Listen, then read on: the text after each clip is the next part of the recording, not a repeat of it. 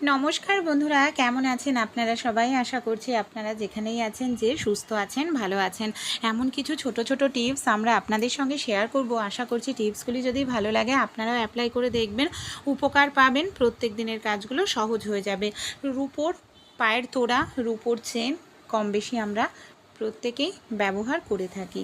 আর এটা ব্যবহার করতে করতে দেখবেন কালো হয়ে যায়, নোংরা ঘাম জমে এর কালারটা একেবারেই বাজে হয়ে যায়।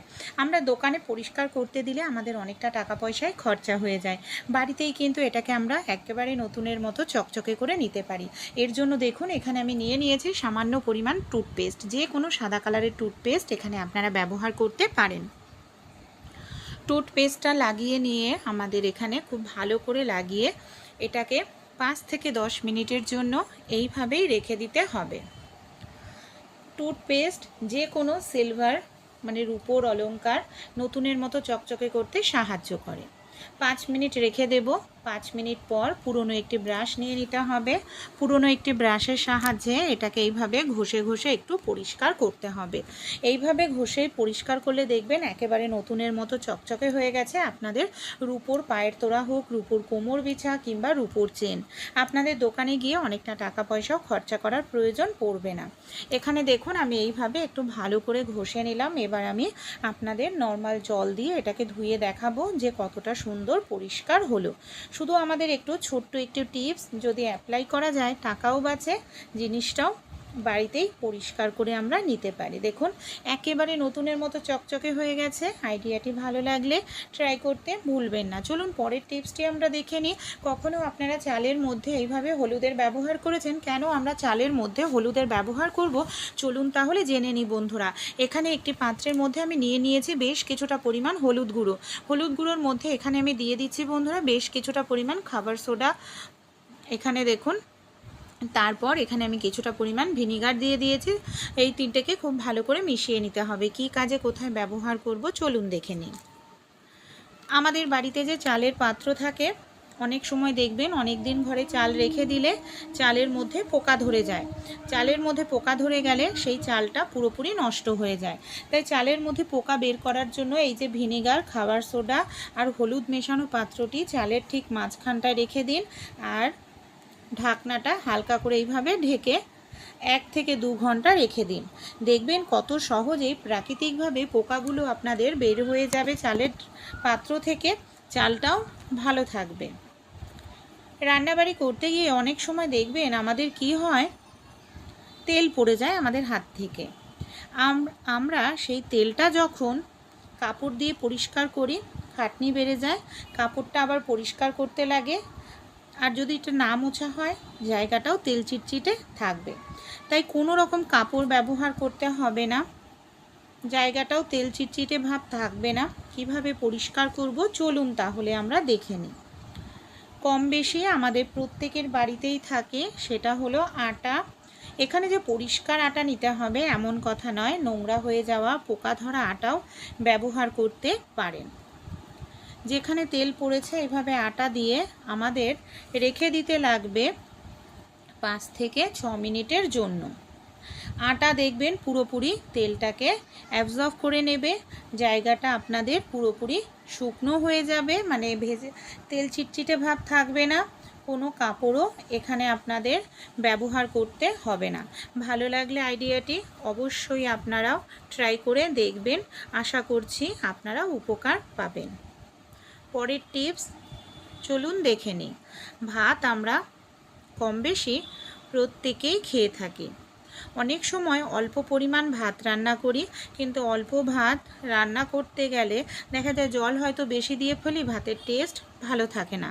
কলা খাওয়ার পর কলার খোসাটা ফেলে দেবেন না, জল দিয়ে ধুয়ে যখন ভাত আমাদের হয়ে আসবে 2-3 মিনিট আগে কলার খোসাটা দিয়ে ভালো করে ফুটিয়ে নিন। এতে দেখবেন ভাতের টেস্ট ভালো থাকবে, ভাতটা খেতে ভালো লাগবে। আমাদের বাড়িতে যে এই ধরনের ক্লিপগুলো থাকে কম বেশি চুলের ক্লিপ, যেটা হয়তো একটা দুটো দাঁত ভেঙে গেছে আমরা ব্যবহার করি না, সেরকমই একটি দুটি চুলের ক্লিপ নিয়েছি। এবার আমরা কি করব, আমরা যে ঘর মুছি তাওয়ালে হোক বা গেঞ্জি হোক সেটাকে ভিজিয়ে নিতে হবে। এইভাবে ভিজিয়ে ছড়িয়ে নিতে হবে। তারপর আমরা এখানে নিয়ে নেব ওয়াইপার। আমাদের প্রত্যেকের বাড়িতে থাকে, গেঞ্জিটা ঠিক মাঝখানে ওয়াইপারটাকে এইভাবে রাখবো, তারপর যাতে খুলে না যায় কোনোভাবেই গেঞ্জিটা দুটো ক্লিপ আমি এইভাবে দুদিক থেকে ভালো করে লাগিয়ে দিলাম। এবার আমরা কি করব, এটার সাহায্যে খুব ভালো করে আমরা ঘরটাকে মুছে নিতে পারি। আর এইভাবে যদি আমরা ঘরটাকে মুছি, যেখানে আমাদের হাত পৌঁছায় না সেই সব জায়গাতেও খুব সুন্দরভাবে মুছে নিতে পারবো। হাঁটু যন্ত্রণা, কোমর যন্ত্রণা করবে না, এমনকি এক্সট্রা টাকা পয়সা খরচা করে মপ কেনার প্রয়োজন পড়বে না। এই দেখুন, এবার আমি ক্লিপ দুটোকে খুলে নেব আর গেঞ্জিটাকে ধুয়ে শুকিয়ে আবার দ্বিতীয় দিন ব্যবহার করতে পারবো। আইডিয়াটি যদি ভালো লেগে থাকে অবশ্যই আপনারা অ্যাপ্লাই করে কিন্তু দেখবেন। লিপস্টিক আমরা মহিলারা কম বেশি প্রত্যেকেই ব্যবহার করে থাকি। অনেক সময় দেখবেন আমাদের বাড়িতে যে লিপস্টিক সেটা হয়তো অয়েলি লিপস্টিক। অয়েলি লিপস্টিক কিন্তু ঠোঁটে বেশি সময় থাকে না, অল্প সময় পরেই কিছু খাওয়া দাওয়া করলে বা কথাবার্তা বললে অয়েলি লিপস্টিক উঠে যায়। ম্যাট ফিনিশ লিপস্টিক বাড়িতে অনেক সময় থাকে না, তো অয়েলি লিপস্টিকটাকেই কিভাবে ম্যাট ফিনিশ করবেন যাতে অনেকটা সময় আপনাদের ঠোঁটে থাকে। এখানে আমি নিয়েছি পাউডার, সামান্য পরিমাণ একটু পাউডার আপনারা নিয়ে নিন। পাউডারটা নিয়ে লিপস্টিকটা যেখানে লাগিয়েছেন সেই জায়গাটায় পাউডারটা দিয়ে এইভাবে একটু দিয়ে দিন। তারপর পাউডারটাকে, এক্সট্রা যে পাউডার আছে সেটাকে ঝেড়ে নিতে হবে। আর এই যে লিপস্টিকটা, এটা আপনাদের ঠোঁটে অনেকটা সময় থাকবে। নর্মাল দেখুন অয়েলি লিপস্টিক কত সুন্দর ম্যাট ফিনিশ হয়ে যাবে, দেখতেও ভালো লাগবে, অনেকটা সময়ের জন্য ঠোঁটে থাকবে। মশলা দিয়ে তরকারি আমরা কম বেশি প্রত্যেকেই রান্না করে থাকি। অনেক সময় কি হয় দেখবেন আমাদের বাড়িতে মিক্সার মেশিন হয়তো কারেন্ট চলে গেছে, মিক্সার মেশিনে মশলা করা যায় না, বা অনেক সময় মিক্সার মেশিনও আমাদের থাকে না। তাই এই ধরনের জলের বোতল প্রত্যেকের বাড়িতেই থাকে। নিচটা কেটে নিন।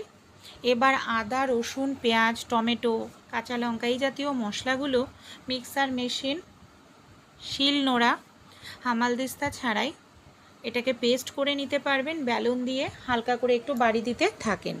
আর যদি আপনাদের জিরা ধনে গুঁড়ো করতে হয়, হালকা করে একটু ভেজে নিয়ে এইভাবে বাড়ি দিতে থাকলেই দেখবেন জিরে, ধনে, শুকনো লঙ্কা এই মশলাগুলোকেও গুঁড়ো করে নিতে পারবেন।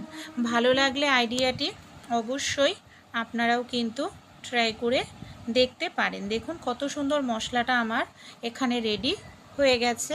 ভালো লাগলে অবশ্যই অ্যাপ্লাই